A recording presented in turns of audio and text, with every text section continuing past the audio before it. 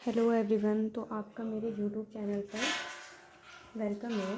तो जैसे आप जानते हैं कि मैंने जो पहले एक वीडियो बनाई थी पोलोटी को लेके, कैसे हमें पोलोटी पढ़ना है, तो उसमें मैंने आपको पीवाईक्यू सोल्व करना बताया था, कैसे कैसे हमें पीवाईक्यू सोल्व करना है। और जैसे मैं अपने लिए जैसे मैं बुक पढ़ती हूँ तो जैसे कि मैंने बताया था, अगर आपको पोलोटी पढ़नी है, अगर यूपीएससी एस्पेरेंट है तो उनके लिए ये है कि आपको आपके पास कोई सी भी एक प्रीलिम्स की बुक होनी चाहिए। जैसे मेरे पास दृष्टि की बुक है और इसमें 2023 तक के पीवाईक्यू हैं। अगर मुझे और अगर जैसे 24 और 25 में जो भी एग्ज़ाम हुआ था उसके मैं अपने पास ओरिजिनल पेपर रखती हूँ। जैसे ये देखो, मेरे पास 24 का सैम्पल पेपर है और इसमें जो भी क्वेश्चन आए हुए हैं पोलोटी से, मैंने वहीं से ही अंडरलाइन किया हुआ है, लिखा हुआ है। और ऐसे मेरे पास 2025 का भी सैम्पल पेपर है। और जैसे ये देखो आप, मैंने यहाँ पे जो भी था मुझे मिला, जो भी मटेरियल मिला मैंने यहीं पे लिख दिया। अब मैं आपको ऐसा ट्रिक बताऊंगी, जैसे आपने पोलोटी पढ़ना स्टार्ट किया तो आपने ये बात सबको पता है कि पोलोटी से हर सब्जेक्ट में अलग अलग ट्रिक है। पॉलिटी की ट्रिक अलग है, इकोनॉमिक्स की अलग है, एनवायरनमेंट की अलग है, जियोग्राफी की अलग है। लेकिन आज मैं आपको पॉलिटी में एक ऐसी ट्रिक बताती हूँ, जैसे मैंने यहाँ पे लिखा हुआ है कि पॉलिटी से कौन कौन से जितने भी हमारे अब तक के सैम्पल पेपर हुए हैं, जितने भी हैं, सब मैंने लिखा हुआ है कि सेक्शन से कितना क्वेश्चन आता है। तो हर एवरेज में 15 से 20 क्वेश्चन तो आते ही आते हैं। तो मैं यहाँ पे आपको उद्देशिका पढ़ाने वाली हूँ। जैसे मैंने यहाँ पे उद्देशिका लिखा हुआ है, ये मेरी पॉलिटिकल की बुक है, घटना चक्र की। कुछ मैं इससे भी पढ़ लेती हूँ, कुछ मेरे पास खुद के नोट्स भी हैं। तो जैसे हमने नोट्स पढ़ना शुरू किया, ये मेरी घटना चक्र की बुक है, जिसमें मुझे अगर उद्देश्य का टॉपिक पढ़ना है तो मैं पहले यहाँ से पढ़ लेती हूँ और फिर इसके एमसीक्यू लगा देती हूँ। जैसे यहाँ पे लिखा हुआ है कि पंडित जवाहरलाल नेहरू द्वारा संविधान सभा 13 दिसंबर 1946 को उद्देश्य प्रस्ताव प्रस्तुत हुआ। जब तक आप रीडिंग नहीं करोगे ना तो आपको कुछ भी समझ आने वाला नहीं है। 22 जनवरी 1947 को उद्देश्य प्रस्ताव को संविधान सभा द्वारा अंगीकृत किया गया। उद्देश्य प्रस्ताव को ही परिवर्तित करके संविधान की प्रस्तावना उद्देशिका बनाई गई। जैसे आपको पता है कि 13 दिसंबर 1946 को हमारा उद्देश्य प्रस्ताव था जो वो प्रस्तुत किया गया था पंडित जवाहरलाल नेहरू के द्वारा। आप अपने शब्दों में थोड़ा थोड़ा तोड़ लो इसे। फिर 42वां संविधान संशोधन हुआ 1976 में, जिसके द्वारा उद्देशिका में 3 शब्द जोड़े गए थे और इनसे यूपीएससी में क्वेश्चन बनता ही बनता है। जैसे हमारे पास समाजवादी हो गया, पंथ निरपेक्षता हो गया, अखंडता हो गया, ये 3 शब्द थे जो 42वें संविधान संशोधन के द्वारा 1976 में जोड़े गए थे। तो भारत के जो संविधान की उद्देशिका है उसमें कुछ शब्द जैसे प्रभु संपन्न, समाजवादी, पंथ निरपेक्षता, लोकतांत्रिक गणराज्य।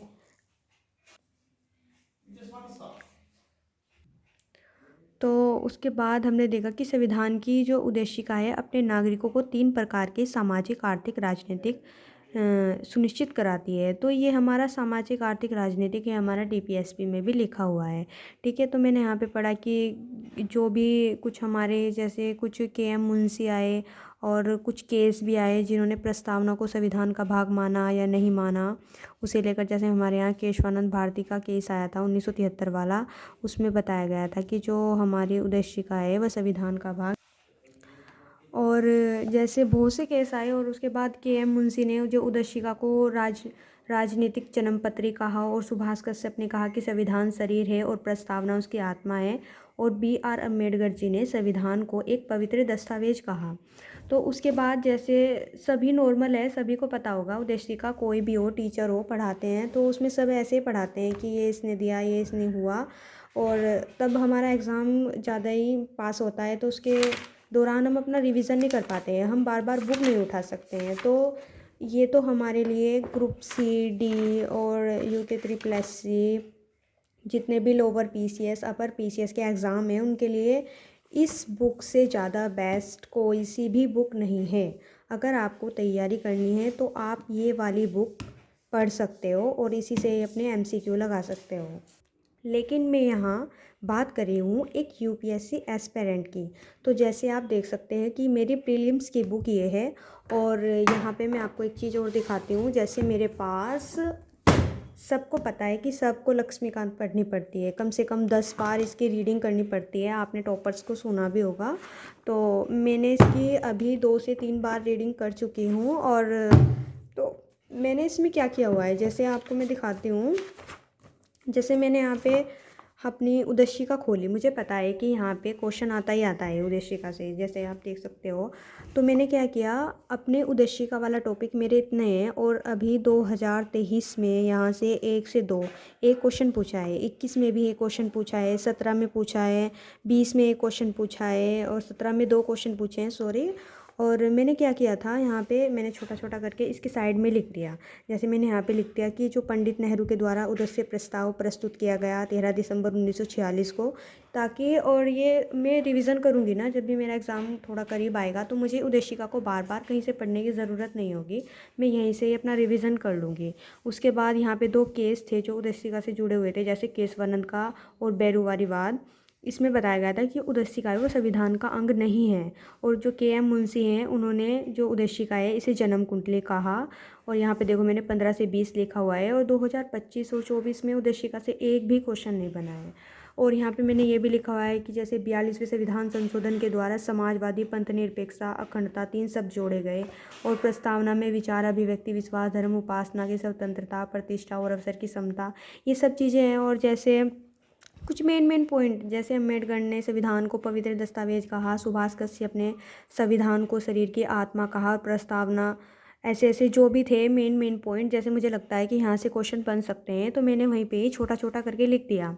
तो अगर आपको रिवीजन करना है, कहीं भी कोई सा भी एग्ज़ाम देना है, तो आप इसी तरीके से अपना एक शॉर्ट नोट्स तैयार कर लो।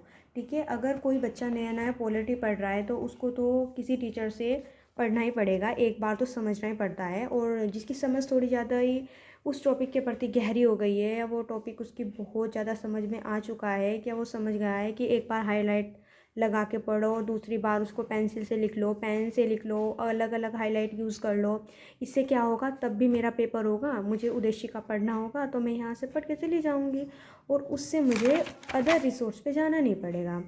वो इसीलिए ऐसे ऐसे मैं फटाफट इसे रिवीजन करूँगी और अपना एग्ज़ाम दे दूँगी। और ऐसे ही मैं 2025-24 के पेपर देखती रहती हूँ, वहाँ से कैसे क्वेश्चन बने हैं।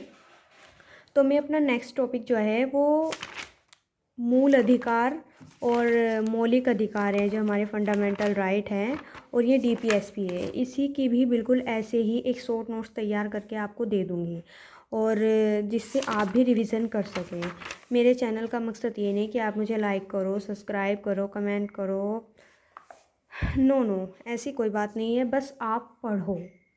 ठीक है, क्योंकि इस टाइम पे जो है ना, सबसे ज़्यादा मेन फोकस अपना हमें अभी थोड़ा मेंस पे होना चाहिए, क्योंकि अभी दिसंबर चल रहा है। तो ऐसे जनवरी फरवरी के आसपास आप प्रीलिम्स को वरीयता देना शुरू कर दो, क्योंकि फिर प्रीलिम्स ज़्यादा टफ हो गया है मेंस की तुलना में।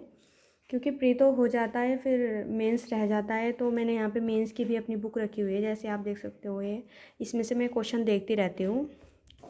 और प्रीलिम्स के लिए यही है, फिर मॉक टेस्ट एनालिसिस कराऊंगी, फिर उसे देखूंगी एक बार मैंने क्या क्या पढ़ा है, क्या क्या मिसअंडरस्टैंडिंग हुई है, फिर उसे ठीक करूंगी, फिर अपना दोबारा से रिवीजन करूंगी। ऐसा नहीं हो कि मैं भूलती नहीं हूँ, मैं भूल जाती हूँ, फिर मैं बार बार रिवीजन करती हूँ। फिर रिवीजन करने से ना, फिर माइंड हमारा जो है रिफ़्रेश रहता है। और 2 से 4 घंटे, अपने 4 घंटे अपने रिवीजन को निकाल लो।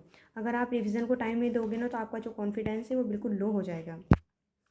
रिवीजन करने से ही हमारा कॉन्फिडेंस किसी भी एग्ज़ाम के प्रति ज़्यादा बढ़ता है। कुछ कुछ छोटी छोटी सी चीज़ें होती हैं, वे मैं अपनी डायरी में नोट कर लेती हूँ। मैंने डायरी बनाई हुई है, जैसे मुझे कुछ भी लिखना हो तो मैं यहाँ पे लिख लेती हूँ कि मेरा क्या क्या सिलेबस है, कुछ भी वगैरह हो। मैंने जैसे जीएस फर्स्ट का यहाँ पे सारा सिलेबस लिखा हुआ है, मेंस का ही देखो आप। ठीक है, जीएस 2 का भी लिखा हुआ है अपनी डायरी में। यहाँ पे मैंने जीएस 3 का लिखा हुआ है और जीएस 4 का भी लिखा हुआ है। और जैसे भी मुझे पॉलिटी में कुछ भी पढ़ना होता है, तो मैं यहाँ से अपनी एक यूनिट उठा लेती हूँ, जैसे भारतीय संविधान, ऐतिहासिक आधार, विकास, विशेषताएं, संशोधन, महत्वपूर्ण प्रावधान और मूल संरचना, मैं सब यहीं से रिवीजन कर लेती हूँ, एक यूनिट उठाती हूँ। आज की दुनिया में तो एआई आ रहा है, चैट जीपीटी आ रहा है, आप ये पूरी की पूरी यूनिट चैट जीपीटी पे डाल दो और वहाँ से समझ लो कैसे कैसे हमें पढ़ाया जाता है। कुछ भी पूछो आप वहीं से बता देगा, लेकिन अपना एक कंटेंट है ना, उसे तैयार करके रखो ताकि आप एग्ज़ाम टाइम उसे रिवीजन कर सको। एक ही रिसोर्स को बार बार पढ़ो।